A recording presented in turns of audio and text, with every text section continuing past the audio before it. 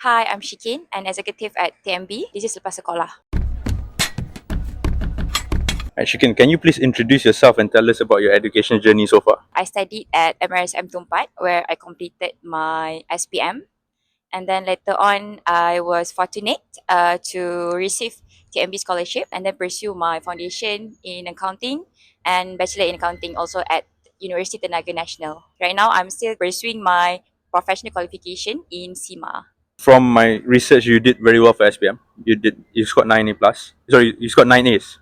9As, 9A plus? 9 is 5A plus for A solid.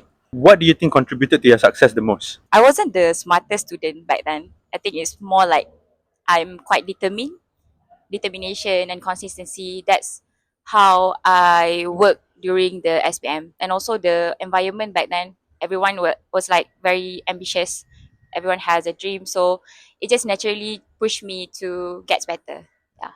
What was the story of you going to MRSM Tumpat?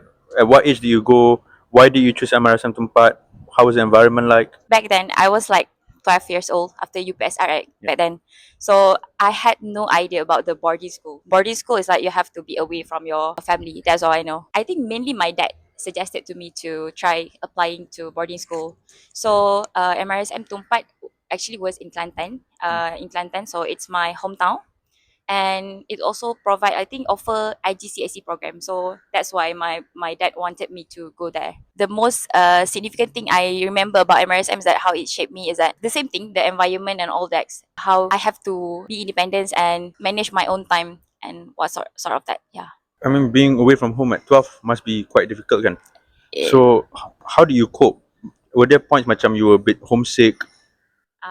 okay. I did actually. Even it was I think 70 km away from my family because my family also living in Kelantan.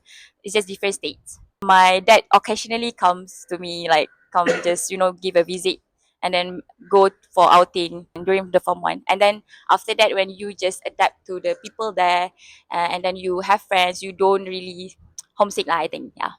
You mentioned MRSM Tumpat also has IGCSE, so did you do IGCSE as well? Yeah, I did actually. But my IGCSE result is not that good for Marab. If you want to fly with your result, to fly to UK or UK lah mainly because it's Cambridge syllabus. Yeah. So you have to at least get I think 5 A's if I remember correctly, 5 A's with one B because it's like 6 subjects overall. So I only got like 4 A's. My MMAT was like I think 78 something. So it was quite frustrating for me because I had this vision that I want to study overseas back then. Yeah. And then after that, I just focus with KPM syllabus for SPM. But that means you had to study for SPM dengan IGCSEs concurrently. Yes, actually, yes. We had to concurrently study SPM and Cambridge syllabus concurrently, yeah. But I think it's a good thing because you cover everything during the early stages, like during Form 1, Form 2, Form 3.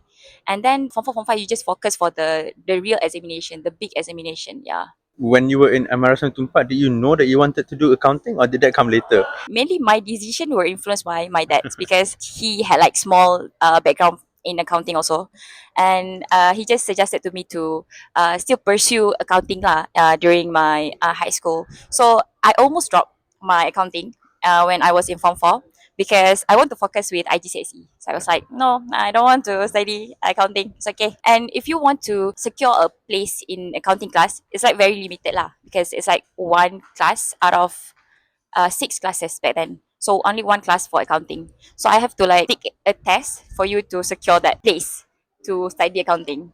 But I don't want to do that because I want to focus with IGCSE. So I don't want to focus with the KPM syllabus. So I think my dad sort of brainwashed me. He said like, you just do well with your biology during the IGCSE, get an A, and then after that you get the certificate and then you focus with your accounting during the SPM syllabus, the KPM syllabus. So you get both rather than only take either one because my school only allow us to take 9 subjects, so that's why we have to drop either one. Yeah. After doing well for SPM, you eventually went on to win a scholarship with TNB, Yayasan Tenaga Nasional. Do you mind talking us through the process? Like, how do you apply? This one, if I remember correctly, because it was like 5 years back, the stages was like online application. I think before SPM result, we usually list list down everything that we want to apply, list down all the scholarship we wanted to apply. So TNB is one of the scholarship that I put in my listing, and I get to know TNB scholarship way before that during my form 5, because they actually had like enriching to those students in MRSM, like a Hmm. camp. So from there I know TNB actually offers scholarship for SPM graduates. And then the stages that they have is online application after SPM result. You apply on their punya apa website, and then there will be interview, and then the last one I think the final selection. If I remember correctly, I think this is the 3 stages that they have. Yeah. Do you remember how the interview went? Like, what do you talk about? What they asked you? I think it was like individual interview, if I remember correctly. Also, it's more like they want to get to know you better, because everyone got good grades, everyone got nine Yeah. A's at that time. So they want to see what is the difference between you and from the others. Why we need to choose you, right? So it's more like the skills that we have, like maybe the leadership, how we communicate, how I answer to the questions, Yeah. and then the other thing is they want to see that you genuinely want to contribute to the society, especially TNB is a GLC company. Yeah. Do you think that receiving a scholarship made you feel more pressured to do well in your studies? Actually, yes, because someone invested in your education, right? And you just had to buy hook or by crook, like you need to do well, because even the YT and the yayasan, the Yeah. trustee also manage us like overseas, monitor our result. So we need to ensure that our result is okay lah. At least they have like a benchmark. If you the CGPA go below than that, then you will be called out for a camp, something like that. So the limit lah, there's limit lah for that. And of course, I feel pressure. I take it as my motivation lah, mainly. Yeah. Once you received the scholarship, you went to do your foundation at Uni 10, right? Yeah, correct. What was the foundation degree like? And was this foundation specific to accounting? Yes, it's specifically for accounting, because we have two in Unit 10. We have foundation in business and foundation in accounting. So foundation in accounting is specifically you're learning about fundamental of accounting. It's like, if I say it correctly lah, it's the same like what we had during the form 5. So it's like the whole processes of preparation of financial statements. So that's what we learn during the foundations. Very surface. You don't go very deeper into the standards and whatnot. It's just that you prepare the financial statement, then you are good for foundation. If, let's say, primary school kid would to come to you and ask you, what is accounting? How would you describe it to them? Maybe we can say that it's about you manage the profit. Because when we talk about the business, everyone when they do business, they want to earn profit, right? So accounting just like calculate the numbers, and we try to provide the numbers for the management basically. But if we say management, maybe they was like, oh my god, that's jargon. Yeah. The idea you had of an accounting foundation or degree, was the expectation and the reality similar? The biggest misconception during the SPM foundation, I thought that it's all about numbers. Yep. But the more I learn, the less number I see actually. So they go deeper into the standards, I think, where you have to understand the standards, whatever the financial reporting standards, then you can make judgment from that. The real working world right now, output is the numbers, but after the number, we have to like analyze the number that we have, the story behind those numbers. I was also one of the victims of the misconception, because I'm quite good with the numbers back then. So I was like, oh, maybe I will be fine with accounting. But then I think during my second year degree, we started to dive into the standards. MASB, Malaysian Association Standards Board. So they are the one that implemented the standard for MFRS, for the standard in Malaysia. That's when we started to learn about standard, and it's just getting overwhelmed, because we need to relate the standards with the numbers. We need to justify how this number get. Is this comply with the standards? Is this the ethical way we get these numbers? I want to reel us back in and talk about your days in foundation, right? How different was SPM and IGCSE from foundation? And did SPM and IGCSE prepare you adequately? I would say yes. I would say an advantage for those people who took accounting during SPM when they enter a foundation, because it's almost the same thing when they study foundation. It's just that maybe we have to translate the term, because in SPM we actually use Bahasa Melayu. Then when you enter foundation, you have to translate it as accruals, receivables. But the basics of it, the fundamental, everything, if you are strong enough during the SPM, then you will be good during the foundation. You can score well. Yeah. Your CGPA is as impressive as your SPM. You graduated with 3.97. Apart from what's on paper, right? Was there any moments of difficulty that you went through during your years in foundation? Yes, I did actually. Like a normal person, I also struggle. I was quite active too with extracurriculum activities. There was like a time that I need to balance between going to hockey training and the hockey training was like somewhere in KL and I studied in Uni 10 Pahang. So I have to Ooh. like go back and forth, and then at the same time I have like my assignment and then my exam. So there was a time like I have like struggle to balance things out. But when you feel like getting overstimulated or you getting like overwhelmed with that, you just need to list down everything and just get things done one by one. One of the extracurricular activities that you did, apart from your hockey, Mm-hmm. is that you were part of the Kalsom Movement. Yeah, correct. Do you mind talking us through what exactly is the Kalsom Movement? Kalsom is like a non-profit organization where they actually try to empower the underprivileged students through education and also motivation program, most of it. What were the responsibilities that you took on with Kalsom? What was your role? I was a sponsorship committee back then. So most of the time, I just prepare the proposal to the companies that want to give CSR. Most of the time, I just prepare the proposal and then I need to communicate to the public relation teams from the company and then maintain some sort of relationship with those companies that give us funding. Yeah. When you take on this role, this extracurricular role in an organization, right? Do you feel that the skills that you take on, the things that you learn, are more applicable in the real world?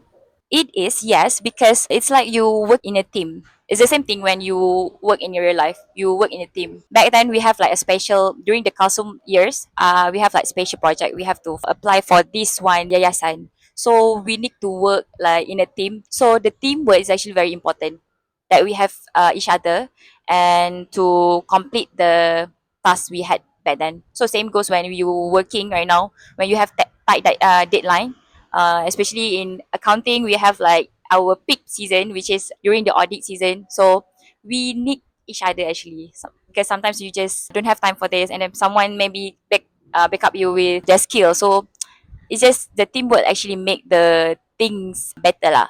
I presume that you took on this role at Kalsum while you were still in university. Yeah, correct. How do you manage your time? Actually, the Kalsom things is actually remote. So it's actually quite okay for me because quite flexible also, because during the day I just went to the class and then the night I can prepare the proposal and whatnot. Do you have those flexibility when you are in university compared to when you are in office right now when you're working? What's the journey for an accounting student, right? So let's say if you want to become a lawyer, you Mm-hmm. have to go to school, you have to go to law school, Yeah. then you have to do your CLP, or maybe you can straight away do your chambering, then you get called to the bar. Mm-hmm. If you're a doctor, you want to go into a certain specialization. What's the equivalent for an accountant?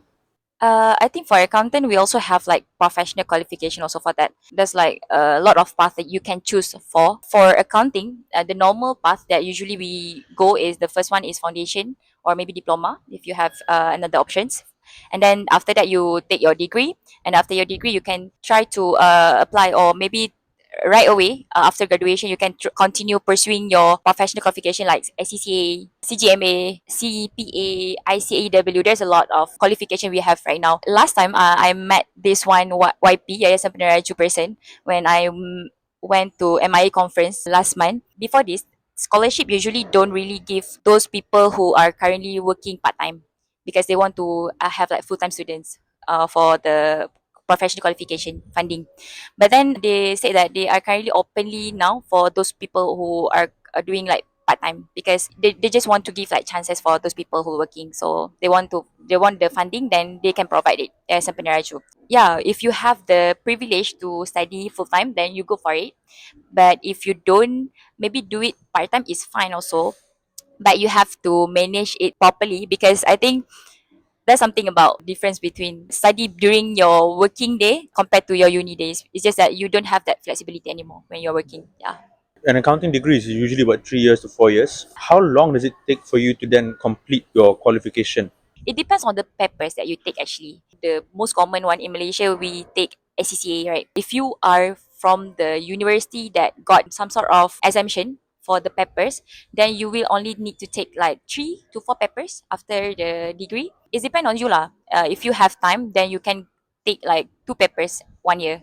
So if you don't have time, if you want more flexibility, then you can try with 1 paper a year. So it's like gonna be 3 to 4 years, I think, after you graduated, 3 to 4 years, and then together with that, you need to have 3 years experience working in that specific industry that they mentioned. I think that related to financial, accounting, taxation is all inclusive in those fields that require them to get the title of chartered accountant. Yeah. Before we go on to the next segment, which is on your career, there are people who, instead of doing an accounting degree, Mm-hmm. after SPM, they straight away do their papers, right? Mm-hmm. What do you recommend, and what are the downsides or the upsides of either one? CGMA is not my first professional qualification that I tried to take. Before this, I enrolled myself for SCCA. Yeah. But then after degree, you can choose whether to continue or not, right? Yeah. So I keep on delaying things after graduation. Until now, I still don't have my professional qualification. So my CGMA, my CIMA right now is actually under my company where they funded us and they encourage us to take that compared to SCCA where I have to pay myself. I think that's why I keep on delaying things. I think the differences between if you straight away continue after your graduation, you are quite fresh compared to when you already in the industry. Sometimes the questions in the professional usually ask you, maybe they require you to answer according to the textbook. But then if you work so long already, you maybe this is not what it happened. It doesn't happen this way in the real world. No, no, no, no. So you kind of getting distracted with what you experience and what you read from the textbook. My advice is if you have the privilege, if you have the time, go straight away, continue your professional qualification after your graduation. Let's talk about your career so far. Upon graduation, you joined Deloitte. What exactly were you doing there? I think this is controversial if I said it, but I had good time in Deloitte. Okay. Well, I think because my team is quite supportive, my director was very supportive, knowing that I am a fresh graduate back then. He's kind of cutting some slacks for me because he wanted to encourage me to learn more. So if I make any mistake, he wanted me to learn from that and minimize the error. So basically what I did, it was like statutory accounting, which is I need to prepare a financial statement for my clients. It's not that technical, I think. It's just that you have to prepare the financial statements and then assist them with the financial reporting processes and also ensure that they comply with the accounting standards. Deloitte is obviously one of the big four major accounting firms in the world, and perhaps a dream for many people. How did it feel like working in such a company? Was there like a lot of pressure? Was there a lot of demand? Did you get enough sleep? They are seasonal. There are times that you are quite busy and then there are times you have nothing to do. So you like doing the training, something like that. When I entered the firm, it was the peak season. It was like the year end, February. So I have to adapt very fast to how the team working. I need to be highly adaptable to the environment. You need to work with different teams. So you need to communicate well as well because they will assign you with different teams according to the clients. So there is engagement one, engagement two, different engagement, different team, different clients. So all those things require you to be highly adaptable. Eventually, you left Deloitte. You joined Tenaga. Why the switch? That was because I need to serve my bonds. I was bonded for like 7 years, I think. Yeah, so that's the main reason. How do you find Tenaga so far? If I were to compare with Big Four before this, I think it's more like you need to go deeper the technicality of it because you need to view Tenaga as like one organization rather than like a project when I was in Deloitte. So it's like a whole organization with a long-term strategy. I was struggling a bit during the first few months there. Everyone is so good with what they're doing. Yeah. But compared to what we had in Big Four, we are like surface for everything. We know that, but we will not go dive deeper into that. But when in Tenaga, everyone is specifically specialized in that, so they know what they're doing. So that's the main difference I saw lah during the early months. Chicken, you made a very interesting point, right? So when you're with Deloitte, you are serving clients, and when you join Tenaga, Tenaga is obviously a massive company in Malaysia, massive market cap, one of the biggest, is also very much linked to the government. How different is it managing stakeholders in these two different jobs that you had? When you are in Tenaga, it's actually internally. When you liaise with your own subsidiaries, it's all still internal. So they know what the operational part of it, rather than in Big Four. Because when you liaise with your clients, they have like different industries. So you need to bend your mind. You're currently liaise with these people that from F&B, for example. So you have different industry when you are in Big Four. But in TNB, in Tenaga, we are working in one organization, and we are some sort of having the same nature of business. So how we communicate between each other is, I think, is quite easier, because we know what we're doing. They know what they are doing, especially subsidiaries. They know what they're doing. So if we wanted to ask the question, we just directly ask them, and then they will provide explanation to us. There's not a lot of jargons for us lah, because we understand quite well from them. Yeah. How has artificial intelligence, AI, changed the way that you work? Has it like cut down the time that you have to do on research? Do you Uh, use AI in your daily work? Actually, yes, most of the time. When I'm not sure about the standards, I also go to AI. They also can provide you with debit credit, you know. they just they just ask them, but it's not really correct lah. You cannot say it's correct or not lah. You have still to provide your own judgment also from that. It provides me more time efficiency, I think, because sometimes you can use Copilot from the Outlook, right? Yeah, Follow up this email. It just provide you with follow up email. You know, something that is not technical, you can use that. You yeah, know, definitely. time efficient. Yeah. Where do you see yourself in, let's say, the next 5 to 10 years, professionally at least?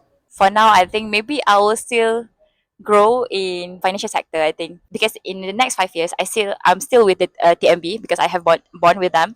I hope that I can, you know, climb the ladder and then give more impact to my organization right now, which is Tenaga. I hope that as time goes by, I gain more technical knowledge. I can provide some sort of insights to my teams, and also maybe assist the management and stuff lah, for the strategy, maybe from the financial things, sort of things. Like we like to call it your journey lepas sekolah, right? Mhm. Can you encapsulate it in 3 words? Growth, gratitude, resilience. I'm Shikin, and this is my journey lepas sekolah.